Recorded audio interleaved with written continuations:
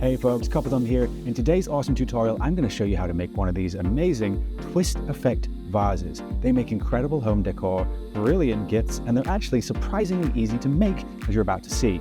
So without further ado, let's dive in and make one for ourselves.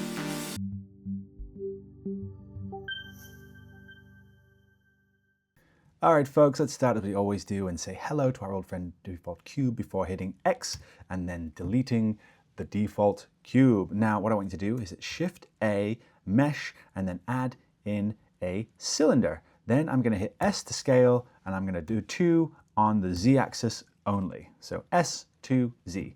Then it brings it up like this.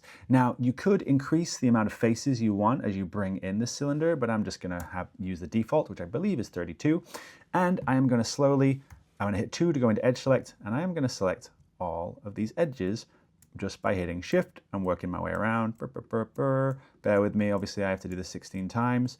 Now you can do this with a hotkey, but it's a little bit easier to do on PC. As you may have noticed, my background is different. I am traveling at the moment, but you know, my tutorials wait for no one. I will do my tutorials all the time.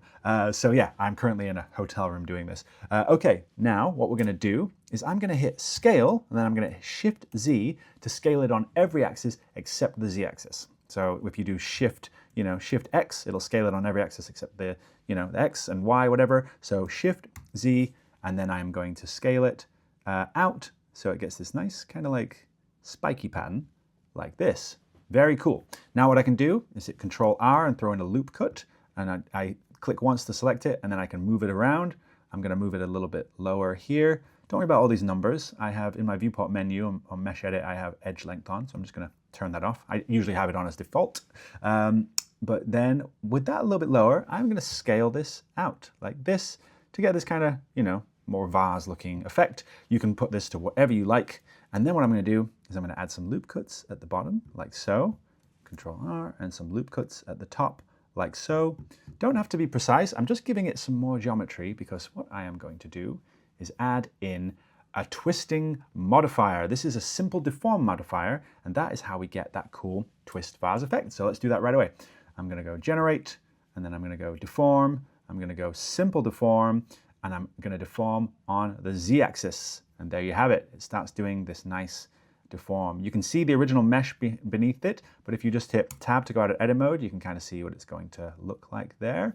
And then where it says angle, this is where you can increase that twist. So I'm going to increase mine to about 120, I think. Yeah, that looks nice.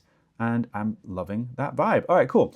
So a couple of things to do to finish this up is we need to make it a vase. So first thing, let's go into edit mode and then hit 3 to hit the top face, and then I'm going to hit X to delete it. Now, if you're worried like you can't quite see where the original geometry is, you can hit this little thing in the modifier menu and just get rid of the display in the viewport, and it will go right back to how it was. So now if I hit 3, I can delete this face. Now I can turn that back on, and I can see I kind of have a vase, sort of. But for this one, I want mine to be smooth. I can see all of the sort of different layer lines there. Now, how do we do that? Well, we can add a subdivision surface modifier. Before I do that, it's important that I still have a sharp edge on the bottom and a sharp edge on the top. Now to do that, before I apply the subdivision surface modifier, I'm going to hit Option, and I'm going to hit that top edge. If I can hit it in edge select mode, Option, boom. If I hold Option, it's going to run all the way around. And then in the side menu, in this menu here, where it says Item, I'm going to change the mean crease to 1. And then I'm going to do the same on the bottom here.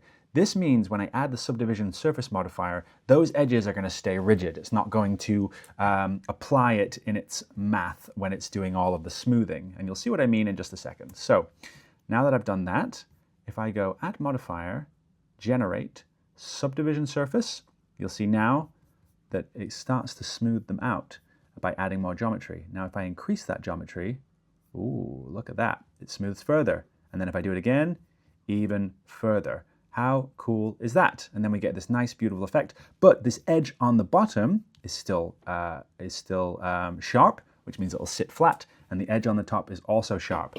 Final thing we need to do, this currently doesn't have any geometry for 3D printing because it's a single plane, so we need to add some thickness. If you've done my tutorials, you'll know by now that's very easy to do. We're just going to add modifier, generate, and use the Solidify modifier.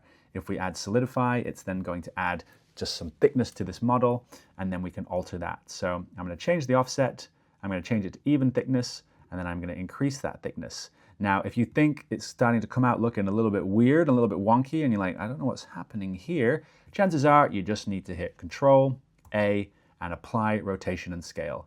Once you do that, it should soften things out. Also, something to note, the order of your modifiers is very important. Right now, we have the twist modifier going, then the subdivision, then the solidify modifier. But if I grab it using those little dots on the right-hand corner and bring the solidify before the subdivision, now you see it changes, and now I can alter that to make it a little bit softer, like so. And now I have a really beautiful looking vase. If I go into the materials panel here, into the material preview, and I'm just going to throw on, like, let's say I 3D print this in a nice red color. And there we have it. Look at that. A beautiful vase made incredibly quickly. Yeah, and you can alter the twist, you can alter the pattern, play around. I'd really love to see what you make of this, but you know, that's tutorial done. Easy, in the bag. And there you have it, folks, an incredible twisted vase tutorial. I really can't wait to see what you make with these new skills that you've gained today. Unfortunately, I am traveling, so I can't print one to show you. So instead, I want you to print one and show me. Let me know how it turns out. Let me know how you made it your own. If you've really appreciated this tutorial, consider liking, subscribing, doing all the good stuff. Drop me a comment, say, hello, Copperthumb. And yeah, you've been awesome. I've been Copperthumb. I'll see you in the next one.